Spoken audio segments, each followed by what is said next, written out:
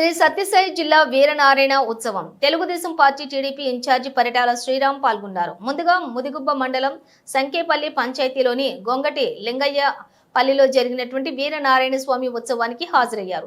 శ్రీరామ్కు ఆలయ నిర్వాహకులు, గ్రామ పెద్దలు, గ్రామస్తులు పెద్ద ఎత్తున తరలివచ్చి స్వాగతం పలికారు. ఆలయంలోని వీరనారాయణ స్వామికి ప్రత్యేక పూజలు నిర్వహించారు. ఆ తర్వాత ఎడ్లబండిపై ఆలయం చుట్టూ ప్రదక్షిణలు చేశారు. ఆ తర్వాత చిల్లవారిపల్లి శ్రీ కాటకోటేశ్వర స్వామి క్షేత్రాన్ని ఆయన సందర్శించారు.